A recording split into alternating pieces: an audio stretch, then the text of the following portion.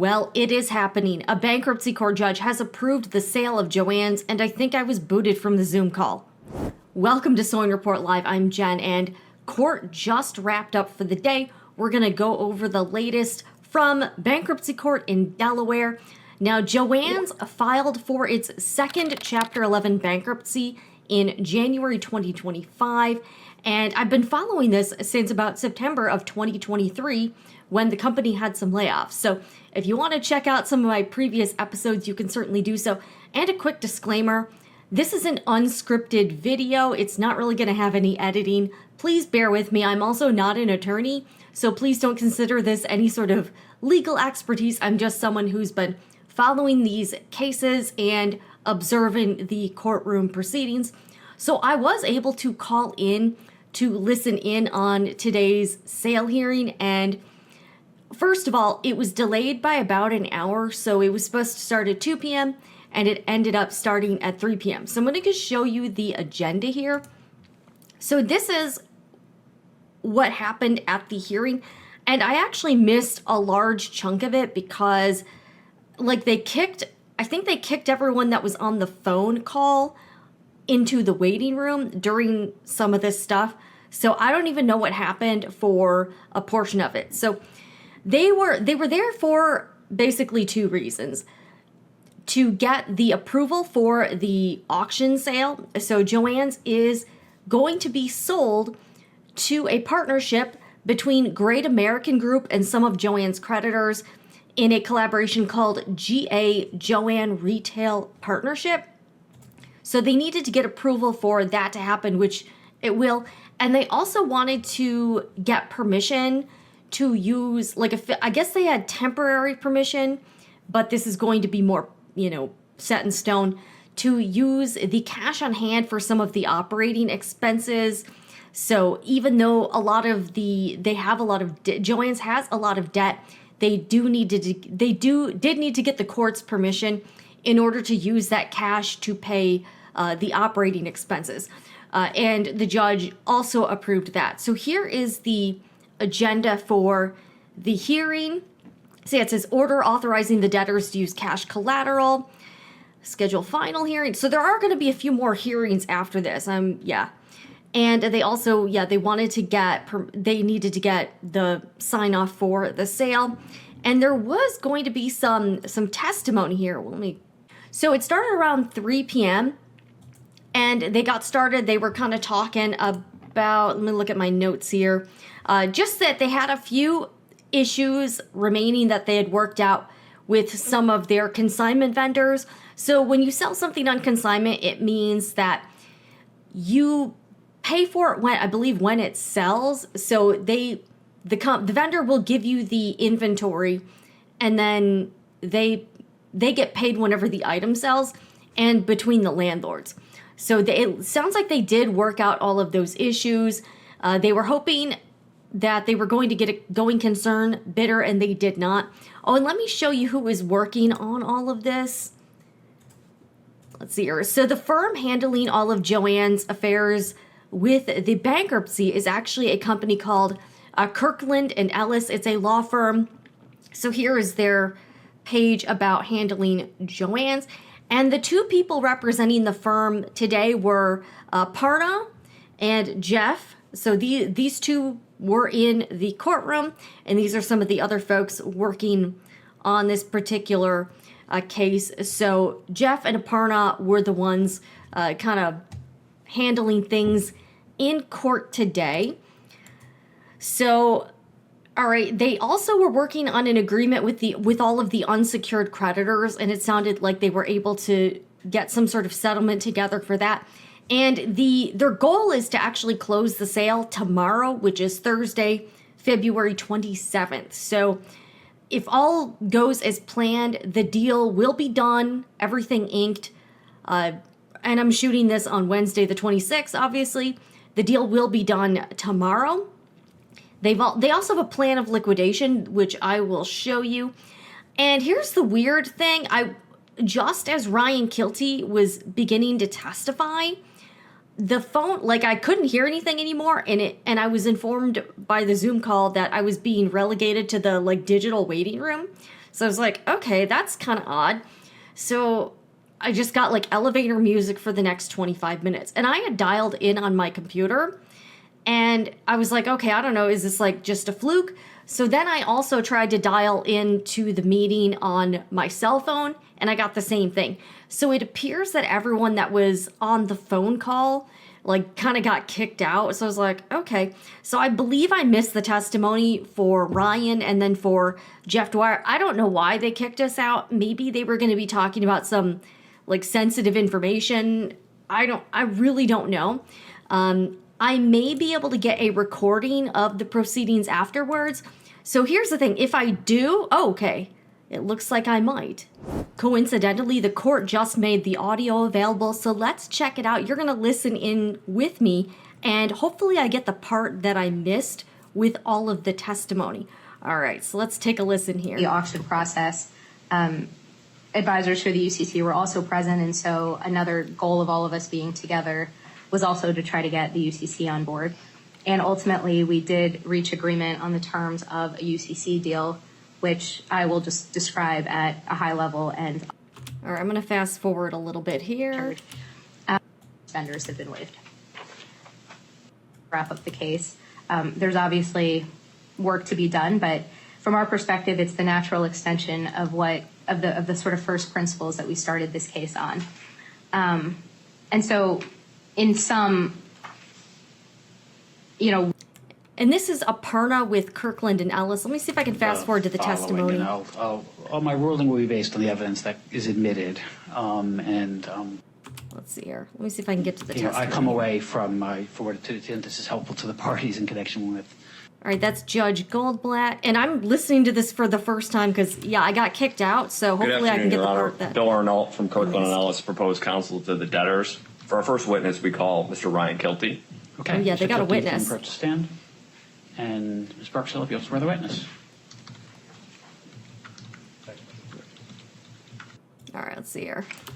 Good afternoon, Mr. Kilty. Good afternoon. To begin, what role have you played for the debtors? I am the debtor's investment banker. Okay.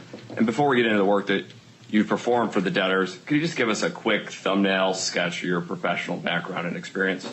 Sure. I've been at Centerview Partners for coming up on 14 years. I'm a partner in the debt advisory and restructuring practice at Centerview. Prior to Centerview, I was an associate with Miller Buckfire. For coming up on 18 years, I've been giving advice. All right, let's see if we can get to something a little more interesting here. Let's see. Petition, we received 3 liquidation.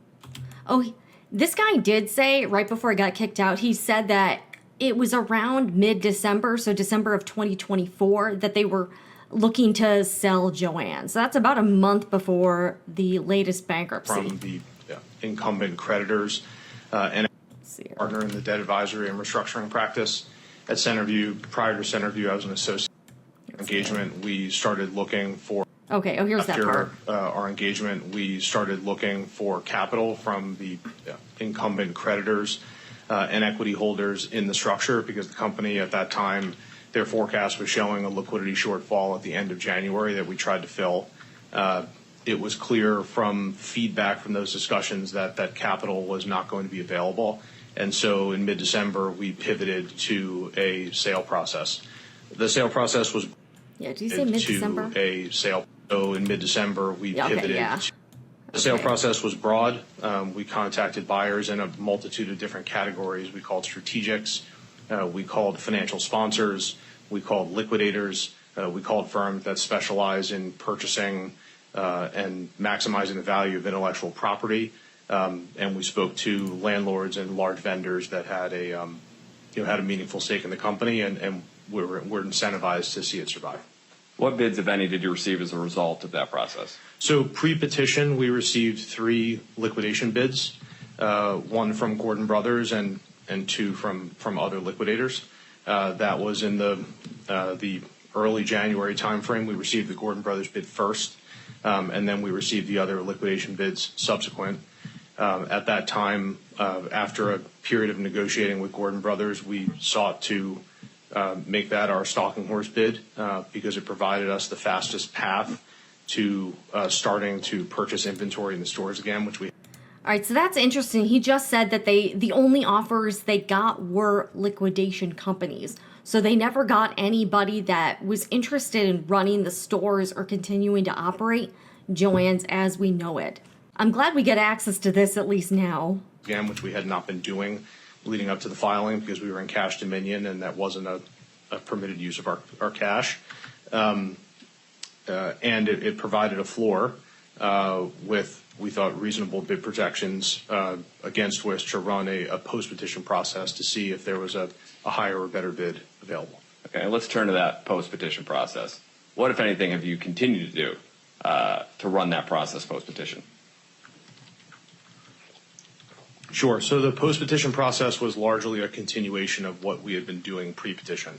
Even though we only received bids from liquidators pre-petition, we still had a very active dialogue with multiple potential going concern purchasers and also other purchasers that were interested in smaller packages of assets within the company. Okay, so that's interesting. So they did say they got some going concern interest, but it was with like small, like not the entire, like not everything. They just wanted, I guess, some parts. Okay. So we continued to provide diligence to those bidders, daily conversations with each category of buyers over the course of the post-petition process and leading all the way up to the as extended bid deadline, trying to get a going concern purchaser in place for at least a portion of the store base, if not the entire thing, or otherwise maximize the competitive tension at an auction by getting qualified bidders to the table, be they on a going concern basis or on a liquidation basis. Did you receive any qualified bids? We did. We received a qualified bid from Great American in partnership with the term lenders, which was higher, otherwise better than the Stalking Horse bid. And so we proceeded with both the Stalking Horse bid and the Great American. All right, let me see if I can skip ahead to something. Good afternoon, Your Honor. Michael Whalen of Kirkland Ellis on behalf of the debtors. The debtors' next witness is Mr. Nicholas High. We support the debtors team through cash forecasting, cash variance reporting, and other operational matters as it relates to the bankruptcy. Well, I guess it doesn't look like Jeff Dwyer actually testified because he's not. The development of. Yeah, so they. I take it this is where you tell me that we should chill out All right, and so this see. guy Take a testified. 10-minute break. They took a break, they came back, and I think when they came back from the break, that's when I was able to get back on. So they took me out of the waiting room and put me back in like the main room. So from here on out, I was able to hear everything going on. Right, the purchaser is proposing to purchase the assets and run a liquidation process that will reduce those assets to proceeds. So in order to, and then the purchaser takes the upside on those proceeds. They're entitled to the proceeds of those liquidation sales. And so in order to deliver that value, the mechanism for doing that is to provide a lien to the purchaser, right, so that when they have the lien on the assets, when they're reduced to the proceeds, they're entitled to those as a matter of. So help me with the mechanic, and I should appreciate this better. So that, apologies if this is an example where I may be the slowest one in the room. But as of today, the assets, the inventory and the like, are the debtor's property.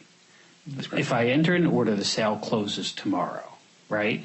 And so does title to the inventory pass? So the judge did have some questions about like the inventory and how that would all work. And Kirkland and Ellis did file a like sort of plan for everything. So we're gonna take a look at that. Let me skip ahead to the end. Let's see here. If I had a party in interest with an economic stake saying, I want to look at this. But yeah, this is going through and it looks like the sale, if everything happens the way they want, will close on Thursday, February 27th. And here's what I'm going to do. If you want to listen to the entire sale hearing, I'm actually going to tack it on to the end of this video. So if you want to listen to the whole thing uninterrupted, I'm going to take out that break they took just so you're not sitting in 10 minutes of silence. Watch to the end of this video, and then I will put the entire audio from the court hearing at the end of this video. And the judge did okay the cash collateral order, so that will also be That's helpful. filed Thank you. later. Okay, anyone else like to hear? So yeah, this is pretty much, I mean, that's pretty much it. It's, you know, not a super exciting, you know, it's again, not like the movies or anything. So just keep that in mind. But yeah, I am going to, this is going to be a super long video. I'm going to stick the entire audio from today's sale hearing at the end of this video. Let's take a look at a couple, let's see, let me take a look at their plan here. Let's see here. So this is their, this is what they filed, like they just filed, Kirkland and Ellis just filed this for Joann's. And this is sort of how everything's going to go moving forward. So it's really long. Let's take a look. Let's see here. So just to you know, they've got like dollar figures in here. They just had to work out a lot of like small, you know, a lot of minutia. And there were some representatives for some of the creditors and then some of the landlords. And they did say that Joann's has been working with them to come to a settlement, and they did that. So they seemed, you know, they seemed okay with everything happening in court. Let's see here. So here is the, so yeah, winning bidder. So yeah, this is really, you know, super long document with like numbers, like all of this legalese. So lots of different stuff here. So that is their plan for all like the, you know, who gets what. There, you know, like there was some talk too about something called like 507B, which is like who gets priority is in terms of the creditor or something like that. Again, I'm not a lawyer. So yeah, look at this freaking document. Like, you know, debtors and agents still have access to the closing stores. So not a lot of new information came out in terms of like what will happen, you know, what things will look like for us. The Great American CEO did say he plans to keep most of the stores open until about May, but they are going to be liquidating. Still don't know what's going to happen with some of like the intellectual property, social media accounts, all of the brands that Joann had under the umbrella. So not really sure about that. But yeah, it's crazy that it's kind of funny that I got kicked out of the, I don't know if that was a mistake or whatever, but like I thought maybe the testimony had some, you know, information they didn't want to getting out, but they put all of that, you know, in the audio that they just released. So I guess not really sure here, but that's the latest from Delaware Bankruptcy Court. I hope you have been appreciating these updates. It's been, this has been, I'm not huge into covering court stuff. It is kind of, how can I say this? It can be a little bit like, but hey, I'm doing it for you guys. But subscribe to Sewing Report Live. I will be continuing to update you on everything that's happening from bankruptcy court. And you can also subscribe to this channel, hit the notification bell. And another thing you can do to support the channel is shop my Etsy store, sewingreport.etsy.com. I sell fabric and sewing supplies. I know a lot of you have ordered already. I really appreciate that. I have free shipping on orders of $35 or more. And also right now, I'll probably do a different deal for March. For, you know, like I usually do sales, like if you purchase a certain amount, you get a discount. Usually it's like 10% off on orders of like $65 or more, something like that. So look for that. Follow the shop. I sell apparel fabric and quilting cottons, and I also sell a lot of different sewing and quilting supplies. So this is not I don't really do sponsors here, but this channel is powered by sewingreport.etsy.com. I also have a main channel called The Sewing Report, where I do more straight up like sewing, embroidery, and crafts videos, but I'll keep you guys updated. There's at least 1 or 2 omnibus hearings on the agenda. And also like things change around a lot. So court dates get moved, times get moved, and all of that stuff. So just know that that's really normal for, you know, just how the court system works. And yes, stay tuned at the end of this video because I will be tacking on the entire courtroom audio from the sale hearing. Anyways, I'm Jen with Sewing Report Live, and I'll see you again in the next one. So, Good afternoon. We're here in Re Joanne Inc., case number 25-10068. You can proceed. Good afternoon, Your Honor. For the record, Aparna Yanamantra from Kirkland & Ellis, proposed counsel to the debtors. I'm joined by my partners, Mr. Jeff Mahalik, Mr. Bill Arnold, and Mr. Michael Whalen. We're also joined by Mr. Ryan Kilty from Centerview Partners and Mr. Nick Hawley from Alvarez & Marsal. I know Your Honor always likes to start with the headline, so let me just start with the headlines of today. We, over the course of the last 24 to 36 hours, have reached global consensus across the capital structure with the pre-petition ABLs, the pre-petition FILOs, the term lenders, the UCC, and the debtors. Given how late breaking the consensus was, we've been working furiously to document that consensus. We are overwhelmingly there in the versions of the sale order that was filed just before the start of the hearing. And we are there vis-a-vis the cash collateral order that was filed later today. With that piece aside, we have, we believe, 2 to 3 remaining issues with the U.S. trustee that Your Honor will need to hear evidence and argument on, as well as a handful of issues with a couple of consignment vendors where we're working to finalize language and working to finalize language with a few of the landlords as well.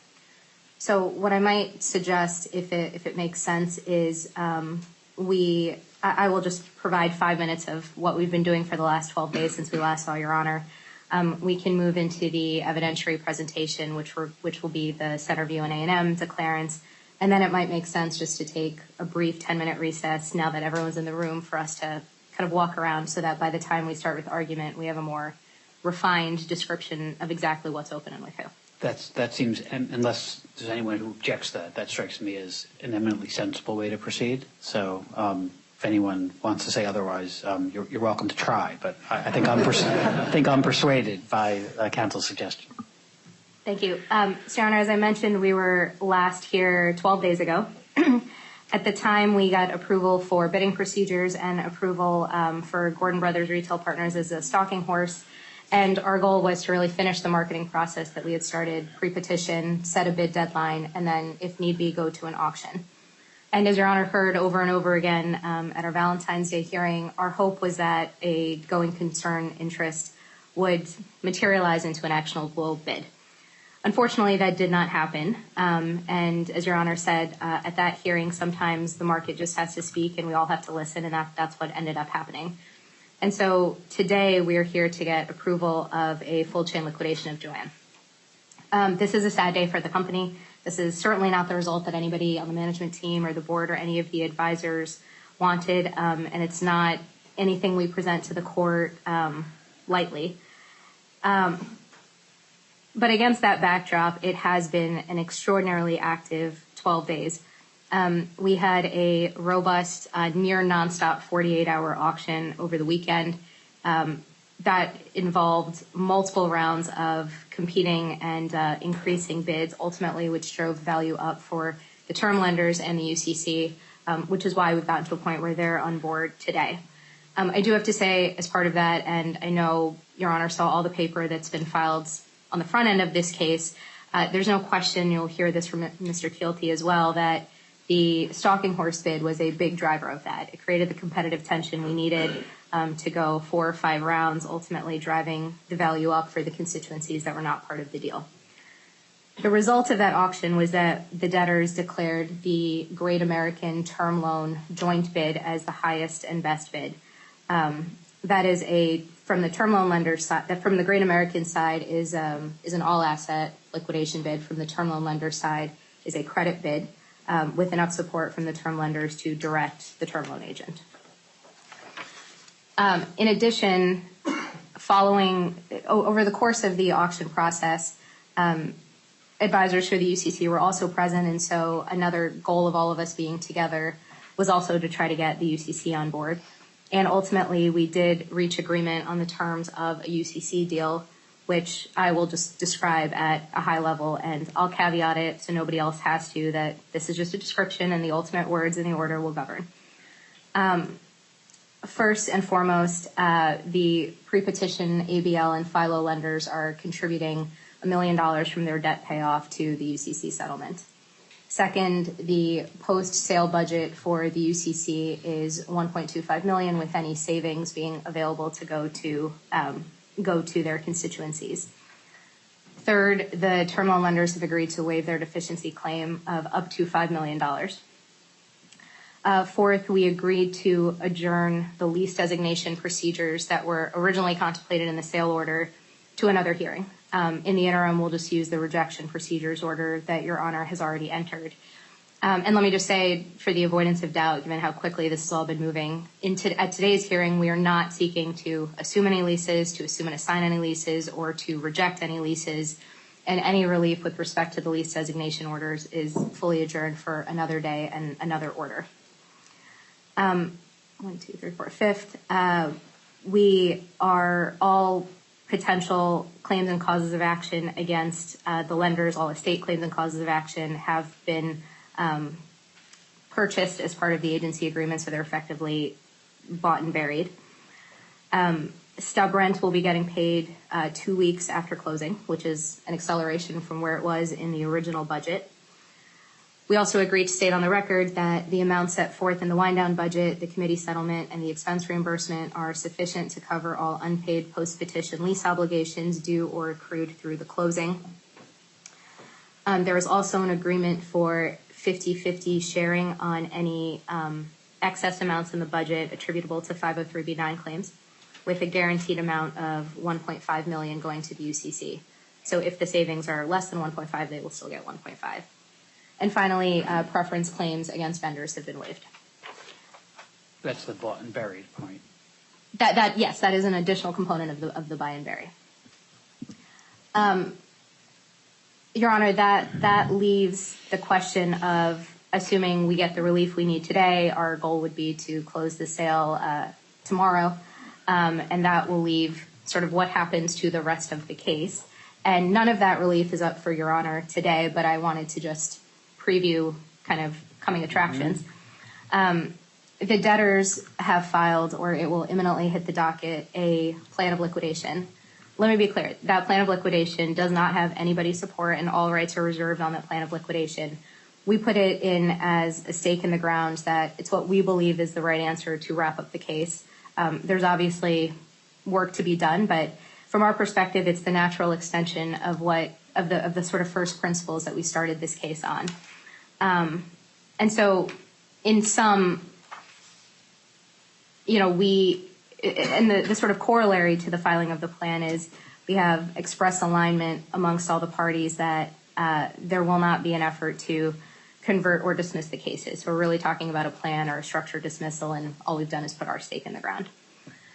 And so, Your Honor, as sad as a day as this is for the company and its employees and the communities that have supported JOANN for its 82-year history, it is a bit of a incredible result in terms of what we often see in retail cases, given the piece across the capital structure from the ABL all the way down to the UCC.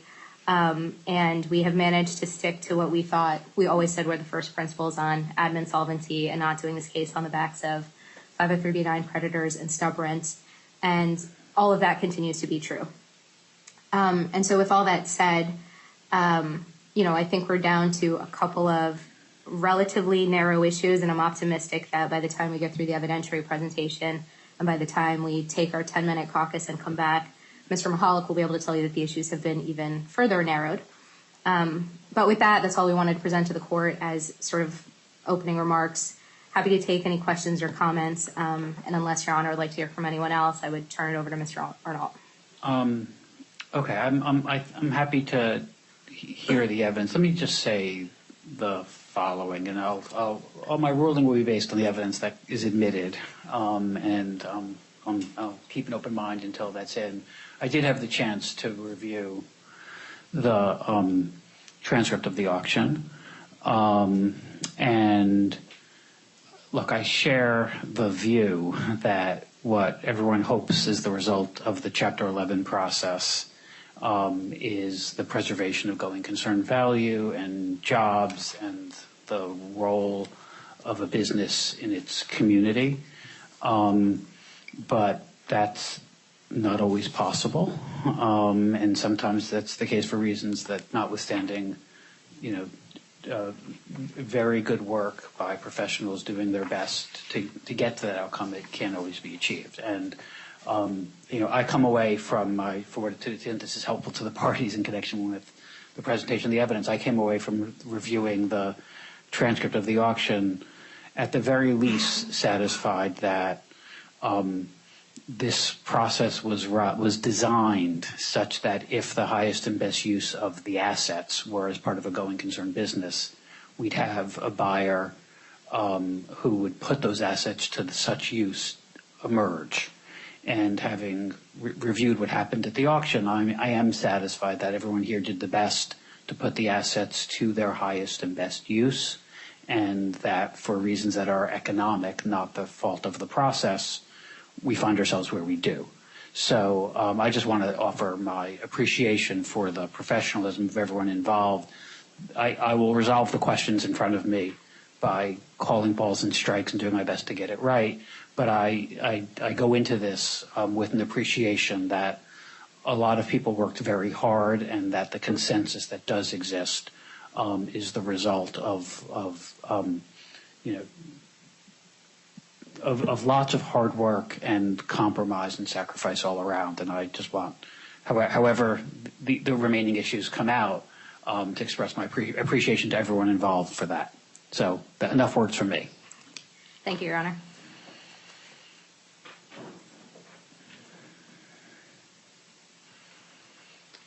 Good afternoon, Your Honor. Bill Arnault from Kirkland & Ellis, proposed counsel to the debtors. For our first witness, we call Mr. Ryan Kilty. Okay, Mr. Kilty, you can approach the stand.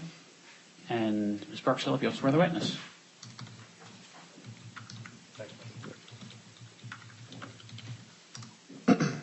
Please raise your right hand. Do you affirm that you speak the truth, the whole truth, and nothing but the truth to the best of your knowledge and ability? I do. Please state your full name, spell your last name for the record. Ryan Todd Kilty, Kielty. You may be seated. Thanks. Good afternoon, Mr. Kilty. Good afternoon. To begin, what role have you played for the debtors? I am the debtor's investment banker. Okay. And before we get into the work that you've performed for the debtors, could you just give us a quick thumbnail sketch of your professional background and experience? Sure. I've been at Centerview Partners for coming up on 14 years. I'm a partner in the debt advisory and restructuring practice at Centerview. Prior to Centerview, I was an associate with Miller Buckfire. For coming up on 18 years, I've been giving advice to companies and creditors in situations involving stressed companies. Let's turn now to the work that you and Centerview have performed for the company. Could you describe the pre-petition sale process that you ran? Sure. So Centerview was engaged, I believe it was on December 9th. Immediately after our engagement, we started looking for capital from the incumbent creditors and equity holders in the structure, because the company at that time, their forecast was showing a liquidity shortfall at the end of January that we tried to fill. It was clear from feedback from those discussions that capital was not going to be available. And so in mid-December, we pivoted to a sale process. The sale process was broad. We contacted buyers in a multitude of different categories. We called strategics. We called financial sponsors. We called liquidators. We called firms that specialize in purchasing and maximizing the value of intellectual property.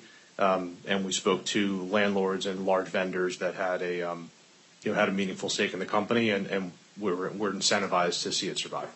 What bids, if any, did you receive as a result of that process? So pre-petition, we received 3 liquidation bids, 1 from Gordon Brothers and 2 from other liquidators.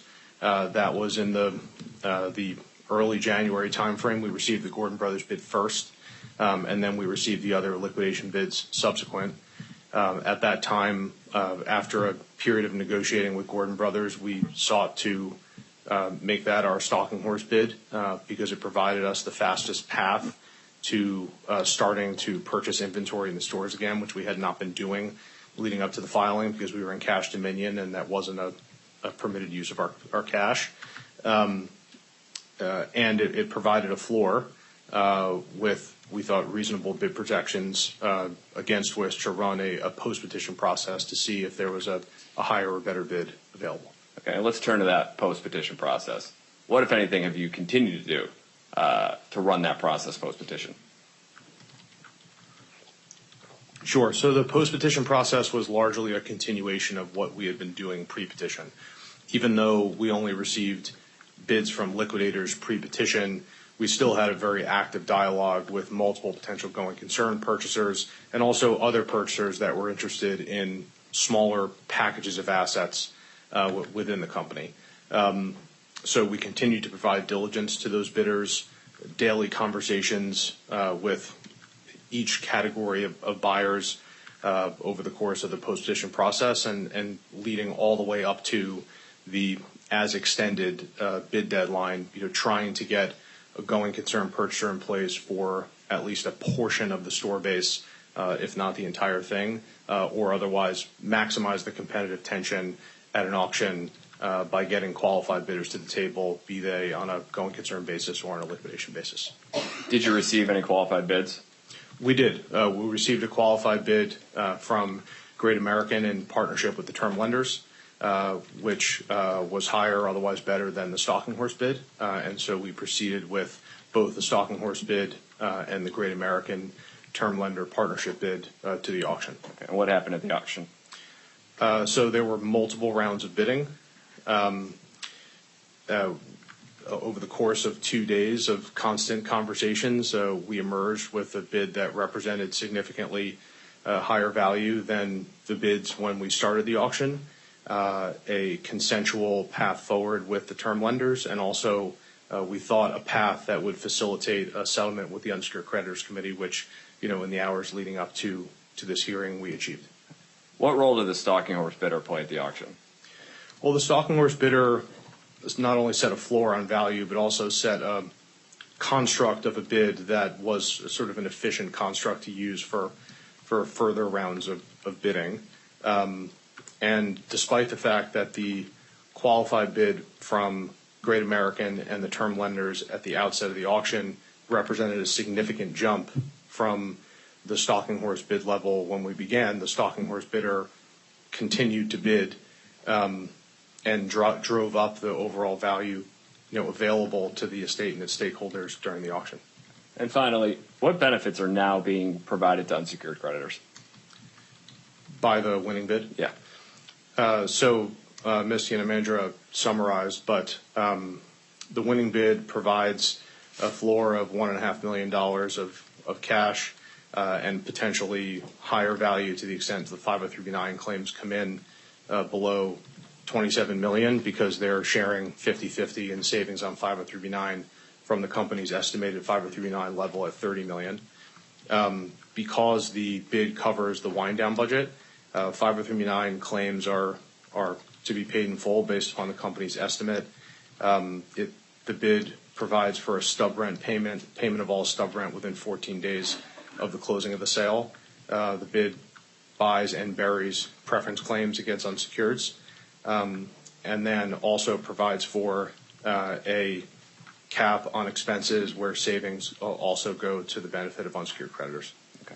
Thank you, Mr. Kilty. No further questions, Your Honor. Okay. Is there any party interest that wishes to cross-examine? Mr. Bates.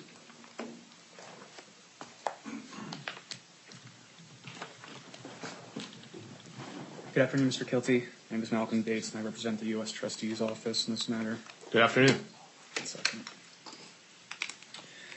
I just have a few questions about some of the specific terms of the winning bidder's agency agreement that the debtors filed at docket number 486. Do you have that document in front of you? I do not. May I approach the witness? You may.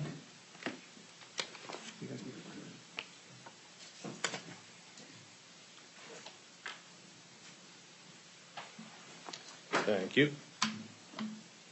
And of course, now I've gone and handed out both of my extra copies of that one for the court, so I apologize for that. No worries.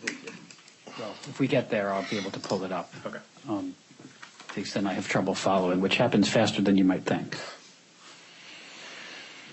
Okay, so Mr. Kilty, have you had a chance to review this agreement? I have, yes. Are you generally familiar with its terms? I'm familiar with the economic terms of the agreement. Did you participate in the negotiation of the agreement's terms? Yes, I participated in the negotiation of the economic terms of the agreement. And at a high level, this agreement contemplates the sale of substantially all of the debtor's assets to the term loan lender group and Great American as purchaser. Is that fair to say? Yes. Could you please turn to Section 3 of the agreement, which begins on page 10 of the version I've handed you? Sure. I have it here. Section 3.1 of the agreement concerns the purchase price, correct? Yes. And it says the aggregate consideration being provided to merchant in exchange for purchaser's rights and merchant's obligations under this agreement is as follows. And then it inserts the defined term purchase price. Do you see that? I do. And then under Section 3.1, there are several subparagraphs running from A through E, right? Yes. And is it fair to say that these subparagraphs generally identify the different components of the consideration defined collectively as the purchase price? Yes, that's generally true, yes. Subparagraph A refers to the debt payoff, which generally requires the purchaser to pay off all the ABL and FILO debt, correct? That's correct. Subparagraph B refers to the wind-down funding and generally requires the purchaser to fund the wind-down budget, which includes things like stub rent and 503b9 claims, right? Mm-hmm. Yes. Subparagraph C refers to central services funding and requires the purchaser to fund the central services budget, which includes admin expenses connected to the GOB sales, correct? That's correct. Subparagraph D refers to expenses, which are essentially all the debtor's operating expenses during the GOB sales. Is that right? Yes. And then subparagraph E refers to the credit bid component of the purchase price, which is $105 million, right? Yes. So to the best of your knowledge, does this agreement provide anywhere that the debtors are required to repay to the purchaser any of those 5 components of the purchase price we just discussed? The Section 3, no. Any provision in the agreement at all? I mean, this wasn't a core element of the components of the agreement that I negotiated, but I do believe that the purchaser has a claim against the wind-down budget to the extent the sale doesn't close. Okay, but that assuming the sale, to the extent the sale doesn't close. okay, but if the order's entered today and the sale closes, you're not aware of a provision in this agreement that would require repayment of the purchase price components. Is that right? It wasn't a part of the agreement I negotiated if it exists, so no, I'm not aware. Okay. And can we turn to Section 3.2, which begins on page 12? And this section deals with consideration of the purchaser, correct? Yes. And subparagraph A provides that upon closing of the sale transaction, all proceeds become the exclusive property of the agent, subject to distribution in accordance with a payment waterfall, right? That's right. And is the first priority in that payment waterfall the payment to the agent of an amount equal to the purchase price? Yes, it is. And the agent is Great American? Yes. After the agent has received proceeds in an amount equal to the purchase price, any additional proceeds are retained by the purchaser and allocated between the agent and term agent, correct? Yes, that's right. And the term agent is the term loan lender group? Yes. Well, the term loan lenders. Yes, thank you. Does this section say anything about what happens if the proceeds are insufficient to pay the agent an amount equal to the purchase price? No, it doesn't. It doesn't specify that because that's the risk that the agent is taking in paying the purchase price and then executing liquidation of the assets. And to the best of your knowledge, in the scenario I just described, does this agreement provide anywhere that the purchaser can recover from the debtors the difference between the actual proceeds and the purchase price? No. Moving to subparagraph B of section 3.2, this subparagraph provides that the debtors shall hold all of the assets in trust for the benefit of the agent, correct? Mm-hmm. Yes. And the debtor shall hold all proceeds that are in their possession in trust for the purchaser, correct? I'm sorry, can you repeat that? The debtor shall hold all proceeds that are in their possession in trust for the purchaser, is that right? Yes. To the best of your knowledge, in connection with the proposed sale, have the debtors and the purchaser entered into any loan agreement? The debtors and the purchaser? No, not to my knowledge. What about a credit agreement? Have they entered into it? I mean, the debtors and the term lenders have a credit agreement today for the term loan that's outstanding, but no, I'm not aware of any new credit agreement that's been entered into between the debtor and the purchasers. Okay, nothing further. Okay. Any other party wish to cross-examine? Any redirect? No redirect, Your Honor. Okay. Thank you for your testimony. You may step down. Thank you. Who's next? With that, I'm going to turn it over to my colleague, Mr. Well. Okay, very well. Thanks. Good afternoon, Your Honor. Michael Whalen of Kirkland Ellis on behalf of the debtors. The debtors' next witness is Mr. Nicholas Hoy. Okay. And Ms. Barksdale, you can swear the witness. Raise your right hand. Do you promise to tell the truth, the whole truth, and nothing but the truth? I do. Best of your knowledge and ability. Yes, I do. Could you state your full name and your last name for the record? Nicholas Hoy, Haughey. May you see that? Okay, Counsel, you may proceed. Thank you, Your Honor. Good afternoon, Mr. Hoy. Good afternoon. What is your current position? I'm a senior director with Alvarez and Marcel. What is your role with the debtors? I'm on the team that's the financial advisor to the debtors. Okay. What does being a financial advisor to the debtors entail? We support the debtors team through cash forecasting, cash variance reporting, and other operational matters as it relates to the bankruptcy. Mr. Hoy, are you familiar with the declaration of Mr. Jeff Dwyer that was filed in support of the cash collateral motion? I am. Would you testify consistent with the contents of the Dwyer declaration if called to do so today? Yes, I would. And do you adopt that testimony as your own? Yes, I do. Your Honor, the debtors would like to move into evidence the declaration of Mr. Jeffrey Dwyer in support of the cash collateral motion, which is Exhibit B to docket number 6. Mr. Dwyer isn't here today for scheduling purposes, but for all intents and purposes, Mr. Hoy will provide some additional direct testimony in support of the motion, but will be available for cross-examination both on the contents of the declaration and his additional direct. Okay. Appreciating that's an unconventional approach. I don't think it's a forbidden one, but let me ask this. Is there any party in interest that objects to the admission into evidence of the Dwyer declaration? Okay. Seeing no objection, you may proceed. Thank you, Your Honor. Mr. Hoy, I'd like to discuss the present cash collateral budget. Who created that budget? It's the company's budget that the A&M team supported the development of. And what was your role in the process of creating that budget?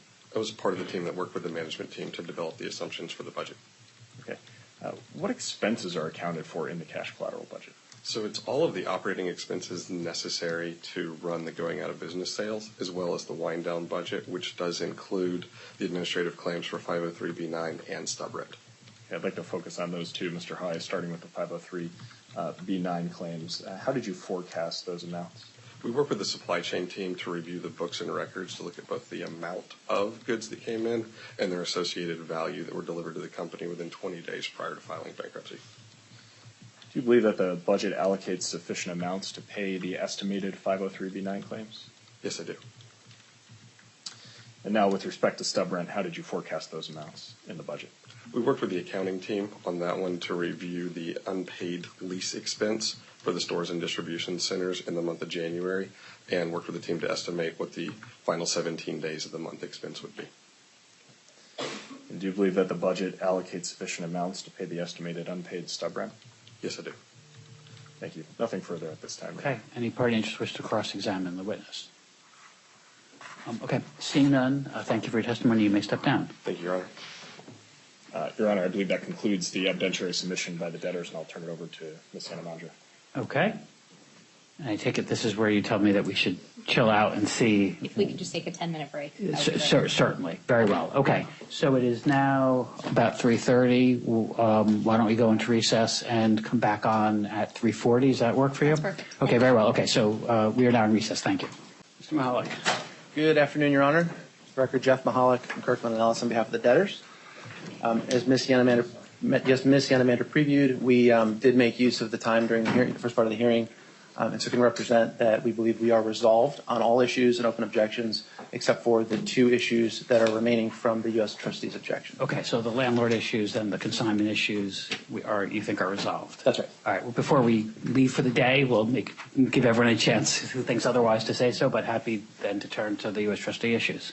Great. Thank you, Your Honor. So the U.S. trustees' two issues relate. The first one relates to the 507B super priority administrative expense claim that we've proposed to grant pursuant to the sale order to the purchaser.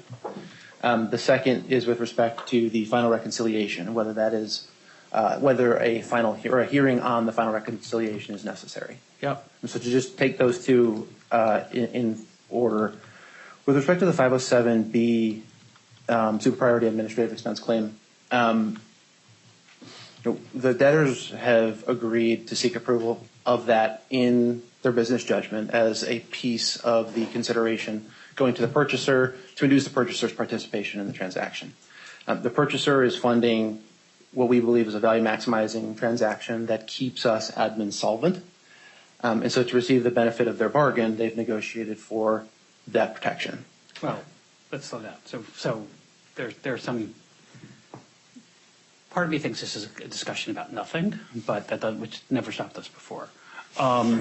Obviously, if you're right that they're administratively, no one is disputing that to the extent the debtor, a claim arises under the agency agreement or any of the agreements in which the purchaser is a counterparty, if they have a claim against the debtor for that, it's a post-petition agreement and it's an administrative claim at the very least, right? That much is common ground.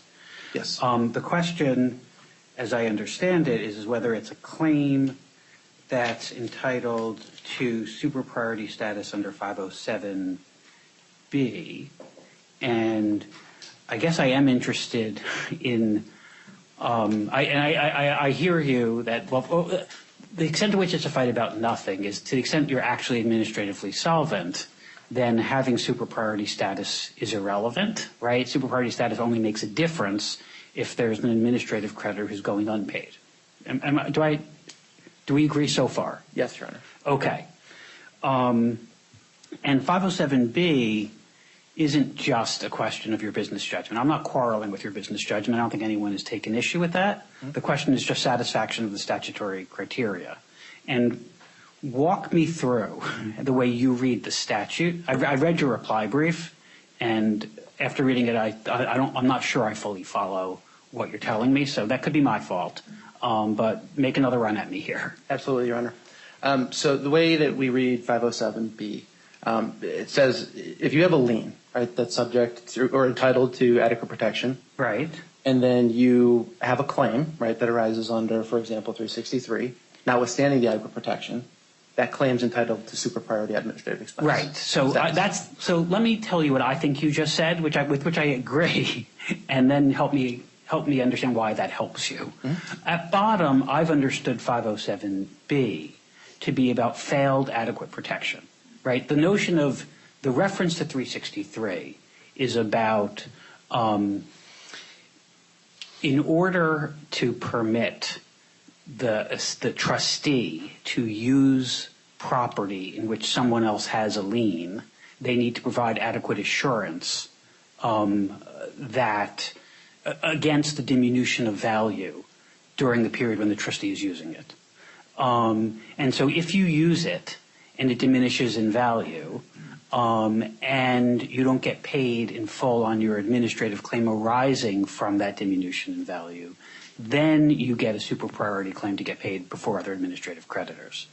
And what I'm struggling with here, I guess I don't understand how the buyer, and I could be missing this, so help me this. Has the buyer been granted a lien to support a claim? That is one of the provisions of the proposed sale order. So provide the purchaser a lien. A lien to support what indebtedness? So the way the transaction is structured, right? The purchaser is proposing to purchase the assets and run a liquidation process that will reduce those assets to proceeds. So in order to, and then the purchaser, right, takes the upside on those proceeds. They're entitled to the proceeds of those liquidation sales. And so in order to deliver that value, the mechanism for doing that is to provide a lien to the purchaser, right, so that when they have the lien on the assets, when they're reduced to the proceeds, they're entitled to those as a matter of. So help me with the mechanic, and I should appreciate this better. So apologies if this is an example where I may be the slowest one in the room. But as of today, the assets, the inventory and the like, are the debtor's property. If I enter an order, the sale closes tomorrow, right? And so does title to the inventory pass then to the buyer? I believe it does. So tell me what property of the estate is subject to a lien such that 507B speaks to this question. And does my question make any sense? Yeah, yes, it does, Your Honor, and that's exactly how we're approaching it and why 507B makes sense from our perspective. I think the scenario where the purchaser isn't effectively receiving the benefit of its bargain, right, because either the debtors have breached the agreement, they've not turned over if proceeds. You fail to close. Or you don't deliver the bill of sale that passes title of the assets to the buyer. Or under the weekly reconciliation of expense reimbursements, where the purchaser has effectively overpaid into the estate, and the estate holds back that amount for whatever reason in breach of the agreement or otherwise. Okay. So I think I'm understanding this. Can I ask another question? I'm sorry to be random, but I also read 507B to be largely self-effectuating, which is, if it turns out we have failed adequate protection, the creditor gets to come in and say, I come ahead of other administrative creditors because I've got a valid 507B claim, and here's why. And there's something, I'm using this term more loosely than I should. There seems something vaguely advisory about my saying in the order today, to the extent, what could I say beyond, to the extent that a claim arises in the future that happens to satisfy the criteria of 507B, then in that event, they get a 507B claim. Because it can't be that every administrative claim is a 507B claim, right? It has to be in the circumstance in which it was a claim for adequate protection and the adequate protection failed. Am I wrong about that? I don't think so, Your Honor. So why isn't the judicious thing to do to say, you know what, if it turns out that the buyer finds them, this is without prejudice, maybe they're right and their claim would be entitled to 507B status, and if so, I'm here. But today, when I don't know what the facts are around the allegedly unpaid claim for adequate protection, I shouldn't just be popping off in an order saying that the claim gets super priority status. If it turns out it does, it does. I have no problem saying to the extent they have a claim that arises under the agreement that that's an administrative claim. This is a post-petition agreement. So that strikes me as like falling off a log. But the question of the satisfaction of 507B seems to me to depend on facts of events that haven't yet occurred. So why isn't it right to say, to the extent they have a claim for super priority status, their right to seek such super priority status is fully preserved, and this is without prejudice to anyone's rights in that regard? I know that a condition of the sale was that you would do your darn best, and you're doing it. But why just isn't the right answer to the question to wait and see what happens? Well, I think, Your Honor, from our perspective, that there wouldn't, to your point, there wouldn't be argument on that, right? This is, as a matter of course, under the statute, they shall receive a super priority administrative expense claim. In the event that certain conditions are met that are set forth in the statute, and we have no idea whether those conditions, no one is saying those conditions have been met today. Right. So why don't I wait and see where they are? If you want to let them defend themselves, that's fair. Happy to step aside, Your Honor. Okay, let me hear from counsel for the buyer. And if my questions are making no sense at all or something I'm fundamentally misunderstanding, don't worry about my feelings. My job is to get it right. No, your questions make perfect sense, Your Honor. For the record, Andrew Bellman with Lowenstein Sandler on behalf of G.A. Joanne Retail Partnership, LLC. Mm-hmm. Just as a preliminary matter, Your Honor, I must beg the court's indulgence. We were not planning to speak. We don't have local counsel retained, or Delaware counsel retained. Right. I'm not admitted pro hoc vice. You'll nevertheless have the opportunity to be heard today. Much appreciated.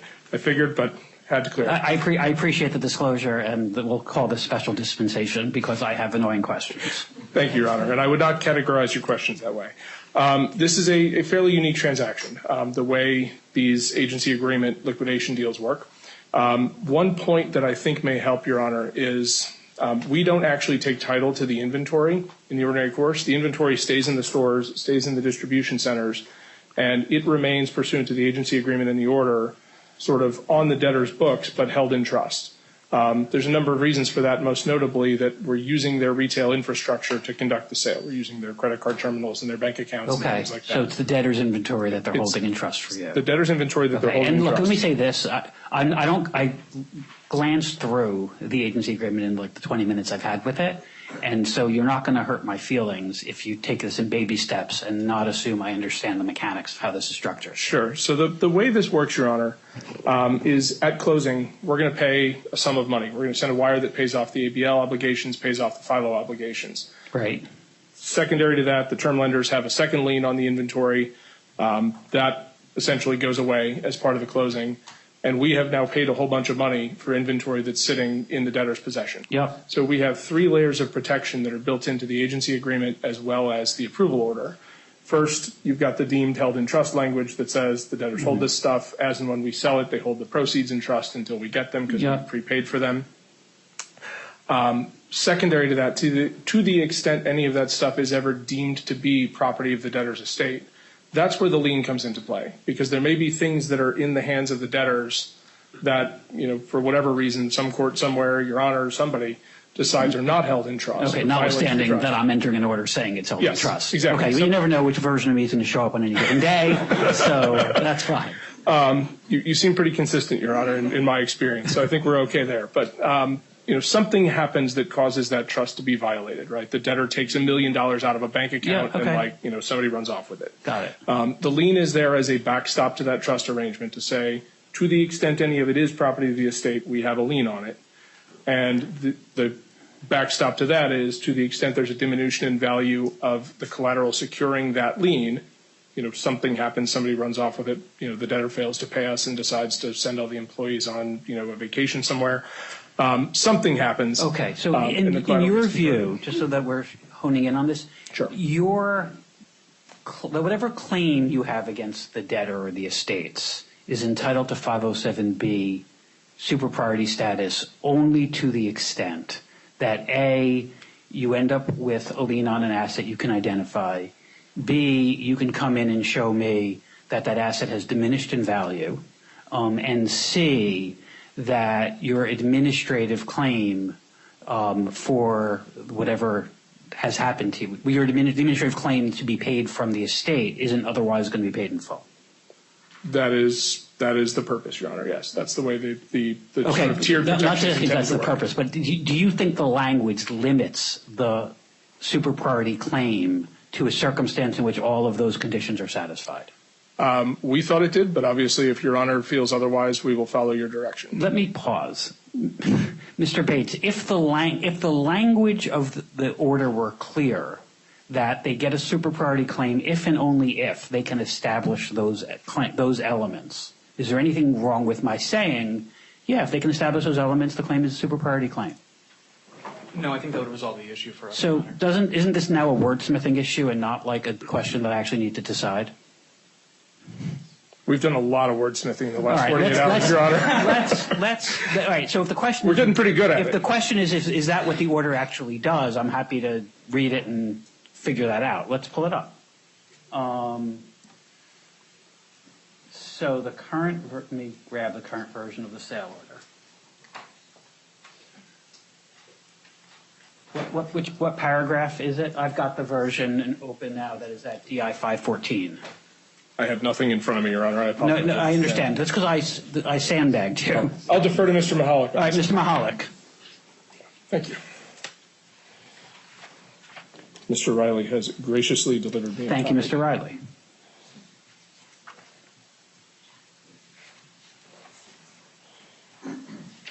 Paragraph 46, Your Honor.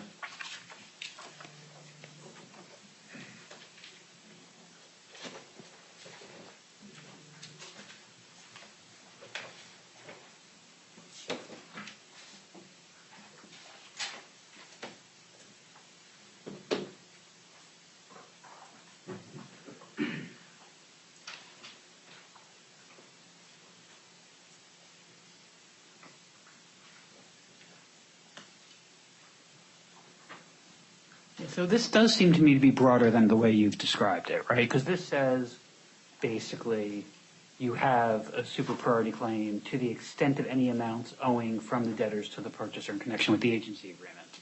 And it's not clear that you get, unless there's something in the prefatory language. So, Your Honor, I would take the position that the pursuant to Section 507B covers that, but to the extent we need to add 5 or 6 words to clarify, to the extent of a diminution in value of the capital A assets or capital P proceeds that is not satisfied through an administrative expense claim. Yeah, those it means to me the addition of those words. And I'm definitely not going to remember those when I leave the podium. Somebody wrote them down. So pause. Mr. Bates, if we did that, right, if there were words that said essentially, subject to a determination that the assets in which an adequate protection lien has been granted have diminished in value, that they have a super priority claim to the extent of that diminution of value that isn't otherwise paid as an administrative claim. If we added words that accomplish that, does that resolve your office's concern? Malcolm Bates, for the record. Your Honor, I think subject to reviewing the language sort of offline with the parties, I just want to make sure that I'm reading this in context and it's capturing That's fair. The concept here. But yeah, I think that would resolve the issue for today's purposes, as long as the court's not prejudging the entitlement to a super I think claim. the fact they'll be guided by the facts if a claim actually arises. But it seems to me if all you're asking for me to do is say to the extent you have a claim that satisfies 507B, then you get a 507B claim. I mean, I'm not sure it's necessary, but nor is it the kind of thing that I haven't done 1,000 times before. So I guess let me ask this. Is there any party that wants me to say more words on this topic, or does it make sense to let the parties talk about the right words to capture the principle? No, Your Honor, we can wordsmith that. Okay. All right. Very well. And I appreciate that there's time sensitivity, and we will figure out a way once an order comes through to get it entered in a way that's consistent with the timeline that the parties have in mind as a commercial matter here. I'm not going to, get in the way of the closing happening as scheduled. I appreciate the special dispensation, Your Honor. Very well. Nothing more from me. Thank you. This has been helpful. So thank you very much, Mr. Mahalik. You said you had 2 issues, and then I sidetracked you because I do that. Thanks, Your Honor. So then that brings us down to the final issue is on the final reconciliation point. Yeah. As I understand it, the U.S. trustee's objection is that the final reconciliation should be subject to a further hearing before Your Honor. It's our, from our perspective, there are weekly reconciliations that occur pursuant to the agency agreement with respect to the expense reimbursement provisions. It's largely an accounting exercise, and the final reconciliation is intended to be the final one of those. I think as far as with respect to Your Honor's approval, we're seeking approval of the mechanics that would go into that final reconciliation today. Mm-hmm. So we think you could approve it today. But as an additional accommodation, we have given consultation rights to the Unsecured Creditors Committee with respect to the substance of that final reconciliation. Okay. So from our perspective, a coming back before Your Honor to seek approval of that would largely be a waste of the state resources. I understand. Let me hear. I'm not sure I follow the basis for the objection, so let me give Mr. Bates the chance to explain it to me. For the record, Your Honor, Malcolm Bates, on behalf of the U.S. trustee. Your Honor, the language that we're objecting to in the final orders here, it's also in the agency agreement, but it's in paragraph 35 of the order that was filed at docket number 493-1, and I'll just read it into the record. The final reconciliation, as defined in the agency agreement, once agreed to by the debtors and purchasers, shall be automatically deemed approved pursuant to Section 105A of the Bankruptcy Code and Rule 9019 of the Federal Rules of Bankruptcy Procedure. Which version of the order are you working with? I'm looking at docket number 493-1, and if that's not the most. All right, so I'm now on 514-1, which is a subsequent version. What paragraph is it now in? It's now in, is it new paragraph 38, I believe? Okay. For the final assistance reconciliation. Thank you. Okay. And this, I'm sorry, the red line that captures the consultation rights of the committee. Your Honor, what the objection boils down to is, thank you very much. What the objection boils down to is that the debtors are seeking prospective approval of a future settlement that nobody has seen, neither the court nor parties in interest, and that under Bankruptcy Rule 9019, they're required to come before the court and make a showing of their entitlement to the settlement by preponderance of the evidence, and that the court and parties in interest should have a chance to review the final reconciliation before it's approved under 9019. All right, so look, let me tell you my gestalt reaction to this issue. If I had a party in interest with an economic stake saying, I want to look at this, I think your point would be correct. But here we are on notice to everyone, and the only party that's raised their hand is the committee that said, let me look and run to court if I've got a problem. And the debtor's given them that. And if the debtor weren't giving them that, I would say, no, you've got to give them that. So I understand your point. But it seems to me this is a circumstance in which there's the sort of negative notice principle. The debtor is saying this is what we're going to do. It's on notice to people. These are parties that have the ability to come in and say no. And so while this process isn't exactly what the code would contemplate in the absence of an order, I don't think it's the kind of order that I can't enter on proper notice to affected parties and give those parties the chance to come in. And so, look, the debtor would not be, if someone shows up for whatever reason and says, you know, Judge, we want discovery into this, we want to look at it, we want to raise an objection, I would cross that bridge from when I got there.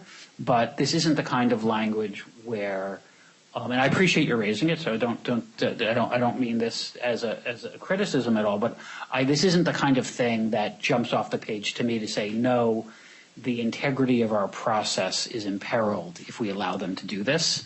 This strikes me as a sort of gap-filling, sort of closing it out kind of mechanism that you could have with more or less formal process and still be consistent with the purposes of the code.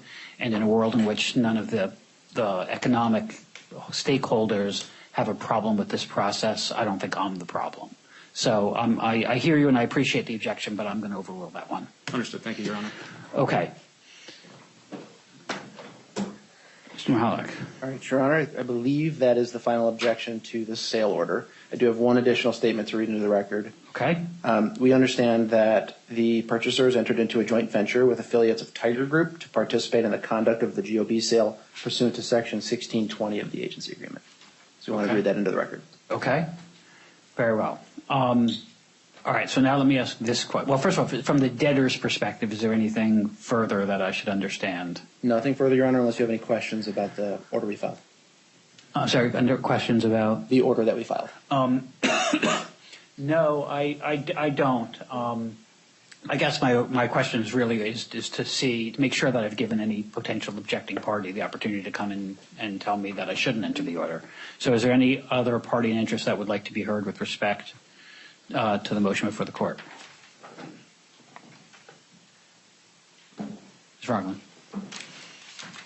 Good afternoon, Your Honor. Laurel Ragland of Ballard's Bar on behalf of certain of the debtors' landlords.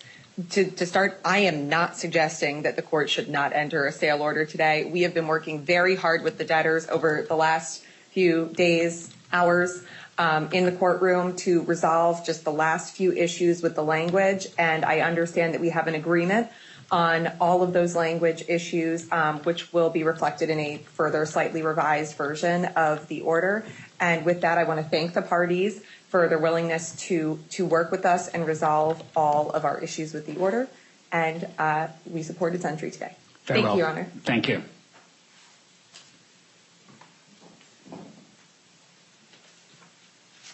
Good afternoon, Your Honor. For the record, Jason Adams, Kelly Dryer Moore, and proposed counsel to the Official Committee of Unsecured Creditors. I guess maybe I'll close out here today. And like a good debtor attorney, Ms. Yanamandra stole most of my thunder at the outset, and I appreciate that, both in good and bad ways, Your Honor, because we really do take no joy today. This is not a happy day.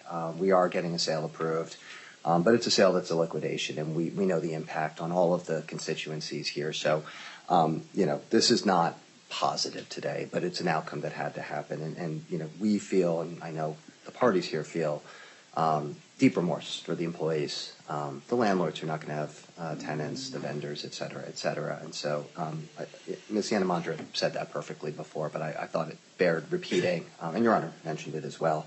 The committee was left with dealing with a very difficult situation and making the best that we could. And I think we've reached a settlement that under the current circumstances of these cases made sense. hopefully in the future this might be a warning or an example for future parties looking to do quickie financial restructurings that may be looking at the operations as well. When you're doing that, might make some sense. But we have addressed a number of the administrative concerns, administrative solvency concerns that we raised in our preliminary objection. I'm not going to go through all of the mechanics of the settlement again, but the prompt payment and reserving for stub rent, the 503b9 claims, and a process to make sure that those get paid quickly were incredibly important to our constituency, as well as addressing the potential attack by a third party of preferences. And so we addressed those issues. We addressed some value issues as well. We know that a plan was filed about 45 seconds before Ms. Yettemandra got up. We have not yet reviewed it, Your Honor, but we're sure it's perfect. But obviously, my law clerk told me it was. Yes, I fully understand that, Your Honor. And obviously we'll work on it, but our goal is also to work with the debtors on a plan that will be able to deliver hopefully some value to the unsecured creditors in this case. One additional point that I just would want to emphasize in the sale order, because there's a lot in the sale order, there's a lot of changes. I'm sure Your Honor has not had the full opportunity to review it. The committee settlement is set forth in the sale order, and it's fairly detailed, but it's also fairly cursory. It's high-level issues. This settlement came together fairly quickly over the last several days, but the language really over the last day and maybe the last few hours. So what you're not going to see is a completely revised agency agreement. That was the path that we tried to go down. We know and respect the urgency of the parties to get this done. So you will see magic language in the order, and I don't remember what paragraph it is because it's moved around a few places. It's towards the end, but basically it says that the sale order, as it always does, but the committee settlement trumps everything that's in the agency agreement because there are contradictory terms in that that don't make sense when you read the sale order. And that I dislike reservation of rights, but we have a reservation of rights in there that basically says if there's any issues with that, we've got the right to come back to court. I don't think there's going to be, Your Honor, but it's a 50-page document, and there's a lot of things that implicate it. So that's just what I wanted to say. So, Your Honor, it is an imperfect outcome, but it's the outcome that we had to get to. We dealt with a difficult situation. We've dealt with it the best that we could. I just wanted to voice my appreciation, obviously, not only to the court and your staff, because we've been running many, many changes of documents, and I know that's difficult, and so we appreciate that. We appreciate the efforts of all the other parties, the debtors, the lenders, and others, and really voice our appreciation to our committee members. We've been around for about 4 weeks, Your Honor. There was a lot to get through, and a lot for them to understand and to digest. And to move to a point where they understood that while not a palatable result, ultimately, this was the result that had to happen. So we truly voice our appreciation to our 9-member committee to allowing us to get to the point today where we do have a global resolution and can stand here supporting, ultimately, the relief that's been requested by the debtors. Unless Your Honor has any questions. I don't, Mr. Adams. I appreciate those observations and, get that everyone is doing the best to make the best they can of a challenging circumstance, and appreciate those comments. Thank you, Your Honor. Any other party interests wish to be heard? Okay. So I'm going to grant the motion and we'll enter in order. There are some logistics to getting that to happen. Mr. Mullick, can you just walk me through what you think, where we are logistically? I understand you're working very hard, and that there are the fact that this is a moving target and complicated is nobody's fault. That's just the nature of the beast, and it's really it's a credit to the work of the professionals that in a world in which there are so many pieces moving at the same time, there's as much sort of consensus around core terms as there is. So I get that. So, but in light of that, what do you propose we do in terms of the mechanics of giving you a chance to get the parties with whom you have deals in place comfortable that the language reflects those deals, and in order to me that we can get entered in a way that is commercially viable in light of the economics of what you're dealing with? Absolutely, Your Honor. I think if the parties will tolerate a few more minutes with me in person, as soon as we break for the day, we'll work on drafting the couple of language points in the back of the courtroom. And then if Mr. Bates will stick around, we'll make sure that he's comfortable with the language, and we'll submit it to Chambers under COC. Okay, so then we should expect a COC this evening? Yes, and definitely. that we will, we'll keep an eye on that, and when it comes through, we'll go ahead and get that order entered. I do want to take one last look at it myself, but subject to that, there's no reason why it shouldn't get entered this evening. Thank you, Your Honor. Okay, so let me just say, and I take it, from the debtor's perspective, is there anything else that we should address while we're here today? We also have the cash collateral order. Right.